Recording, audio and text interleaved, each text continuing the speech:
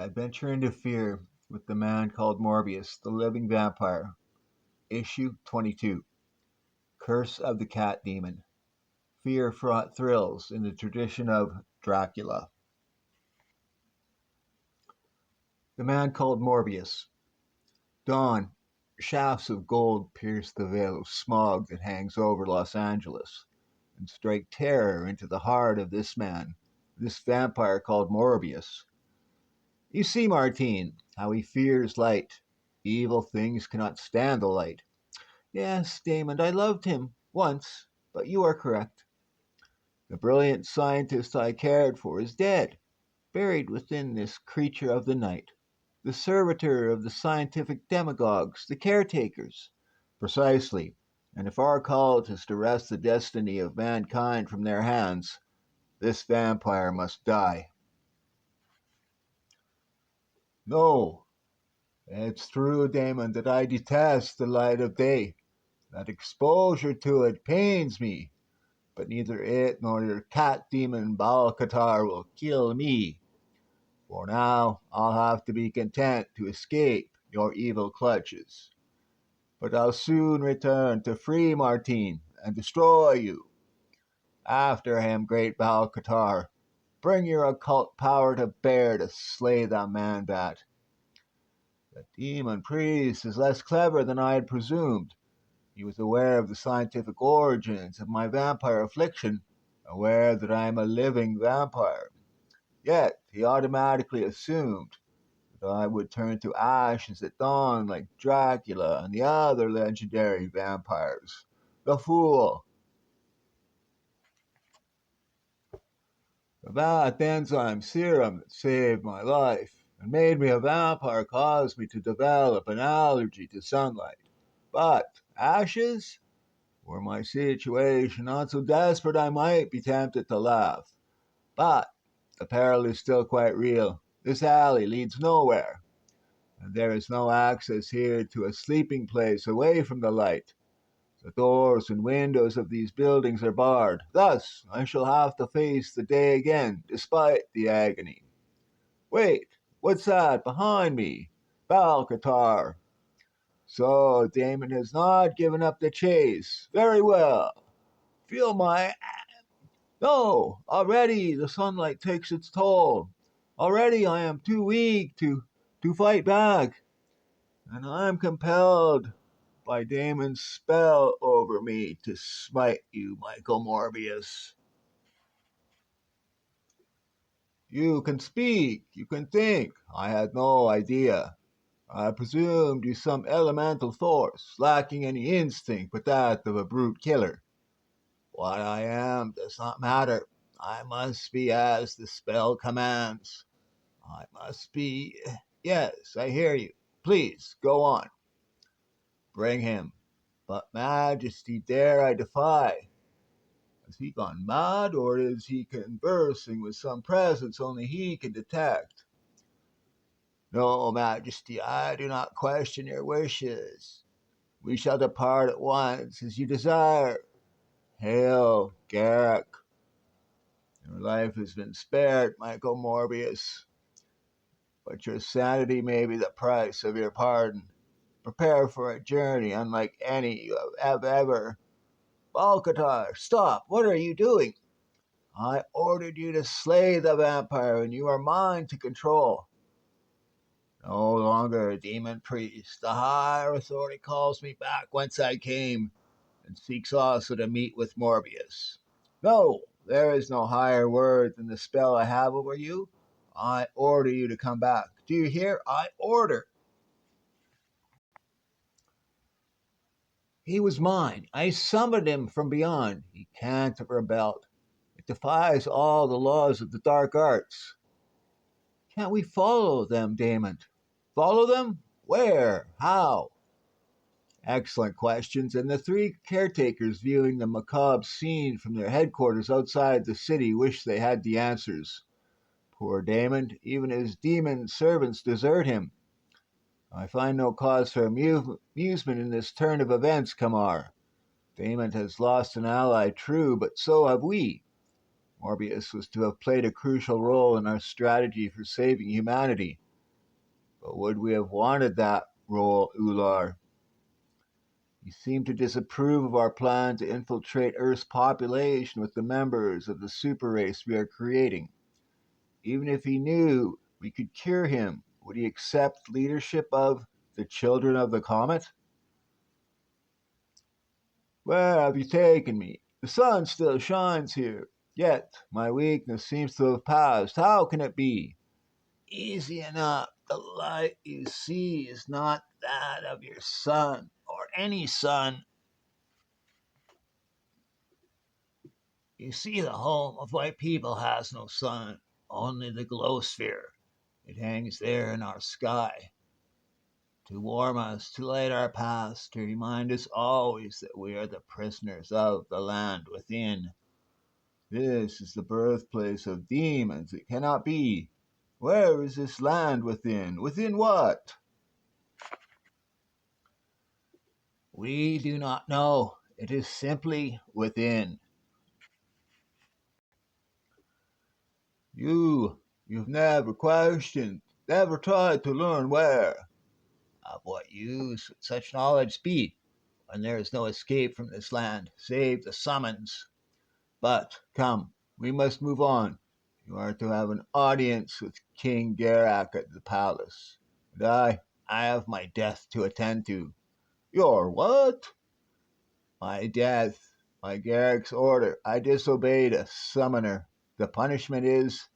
But if you did so at your sovereign's bidding, that does not matter. Indeed, Garak will be my executioner. He will kill you for obeying him. No, not for complying with the summoner. Besides, bringing you to our land was an offense in itself. All other outworlders are forbidden, except the tamers, of course. Of course. Are you making light of our traditions, our sacred laws? Oh, it is simply that I do not understand any of this. Fear not, you shall comprehend fully, says Balcatar, when you have spoken with King Garak in the palace throne room. Welcome, Morbius, into my presence, and Balcatar, welcome also to you. The royal guard will escort you to your cell. The rest of you, out. Depart at once. I would confer with our alien guest. I demand an explanation. Why have I been brought here? Be calm, my friend, and I shall tell you. You were abducted because the land within faces the most serious crisis in its long history, and your special talents may help us solve our problem.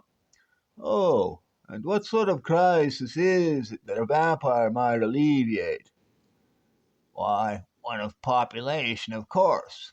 Quite simply, Morbius, we have need of an indiscriminate killer. You think me mad, don't you?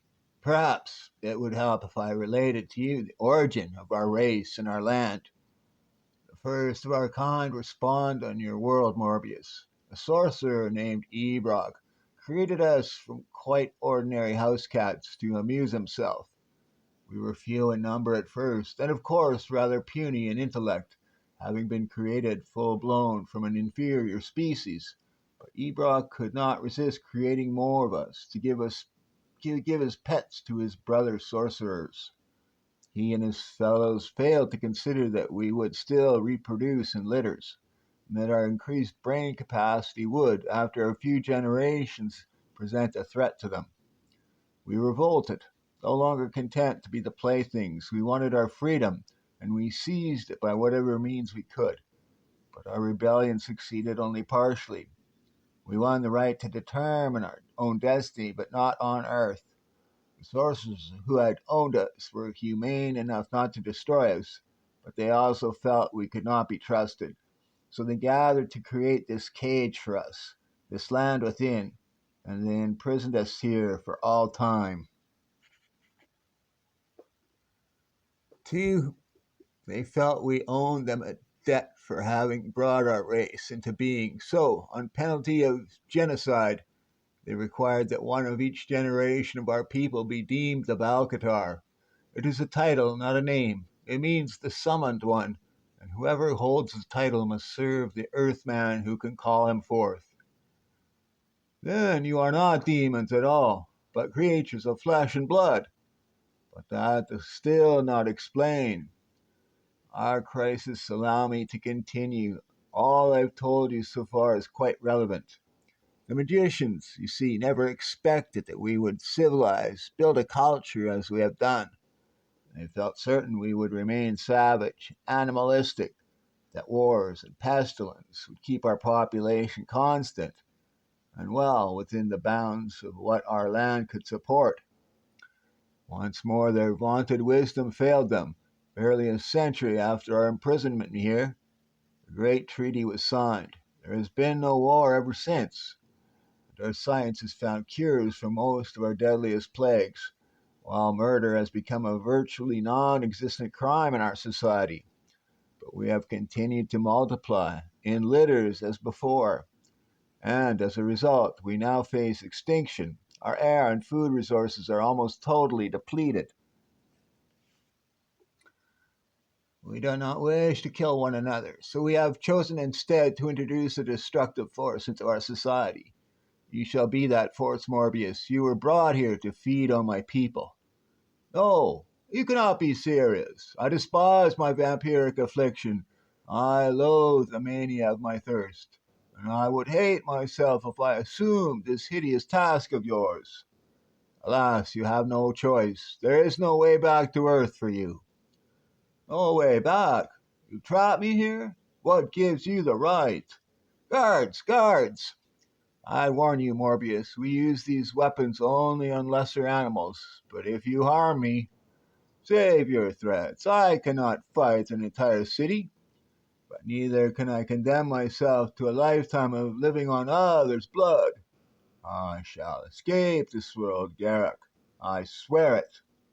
And I shall see you dead and Balcatar free before I am gone. I wonder. My sunlight allergy does not affect me here. Might not the glow sphere also cancel out my thirst? I can only pray. Perhaps, and perhaps not. No, even now I feel the dryness at the back of my throat. Even now. If only I'd slept, I might have been strong enough to stave off the craving for hours. But now, how? I must drink. You, woman, you shall be in my feast. Razor sharp fangs part the smooth fur on the Catwoman's neck and plunge deep into her soft, warm flesh. In moments, the living vampire's thirst is sated and his victim's corpse is drained. Shortly, Morbius will realize what he has done and be filled with anger and revulsion. But this time, he will not be alone in those feelings. I've killed her. I could have restrained myself, drunk only what I needed. But the thirst came over me with such power that Catman, so great was my hunger, I actually forgot they were here. We'll see to it you don't forget again, murderer. While high above in the palace tower, Garrick looks down on the scene with pleasure and panic. Excellent. His crusade to save the land within has begun, even against his will. He must not be harmed. Gord, take a unit of our men down there. See that Morbius escapes. Yes, your majesty. They mean to destroy me, and perhaps that is best. I can do naught here but kill more of them. The battle, such as it is, lasts less than a minute before Morbius is overcome by the Catman's sheer numbers and his own unwillingness to fight back. The river! Toss him into the river of oblivion. The river of oblivion, a curious stream which flows across the land within, from nowhere to nowhere. Aye, let's drown him like a common rat. Heedless of the shouts of Garrick's guards, who have now reached the street, the hate-maddened Catman hurl Morbius limp, unconscious form into the dark waters. You fools! Garrick has decreed that no harm come to the Outworlder, and you've doomed him. Sent him on a voyage to the dreaded outside, if he lives to get there. The cold of the river would chill any man to the marrow, and it reaches to the hollow of Morbius's bones and wakes him. The river! They've tossed me here to die. And yet, perhaps they have handed me my escape from this world. The water seems to vanish directly into the wall of this place, as if it had no substance. Perhaps that also holds true for anything in the water. Yes! Now I need only wonder, where does the river lead? Next, Alone against Arcturus. Willie Brown is out to get me. Monk, listen to me. You gotta run. You gotta leave town. You gotta take it on the lam, fast. Take your scrawny hands off me, Weasel. I don't run for nothing. A spine-tingling journey into fear. But it's Willie Brown. I saw him. He's looking for you. He's out to get you. What? Get out of my way. I ran out of the saloon without even stopping for my hat. I had to hide before Willie found me. I gotta stay off the main drag. I'll stick to these back alleys. I made it. There's my room, and I didn't run into Willie Brown nowhere. I'll get packed and out of town before sunset. I'll hop a fast freight. Monk, don't open the door. Willie Brown's waiting inside. No! I should have known. I should have figured he'd come to my room first. There was only one thing to do. The roof. He'll never find me up there. Hurry, Monk. It was dark on the roof, and I was glad. But my heart thumped so hard against my ribs I was afraid Willie Brown would hear it clear down below. I gotta hide. And then I heard it. I'd have known that voice anywhere. It belonged to Willie Brown. You can't get away, Monk. I'm coming to get you. Willie! My gun was in my hand, but I was still scared stiff. I was shaking like a leaf as I heard him come closer. Closer. I know you're there, Monk. I can hear you breathing. Then I saw him. He didn't have a gun. He was only half my size. Normally, I could have busted him into two with one hand, but the sight of him made me freeze in terror. My gun dropped from my paralyzed fingers. Finally, I figured a quick death is better than facing Willie Brown, so I leaped over the edge of the roof and started falling 6 stories down. You'll never get me. I'll die first. The last sight I saw in this world was Willie's face, watching me fall. He looked much worse than he did a week ago when I shot him dead. The end.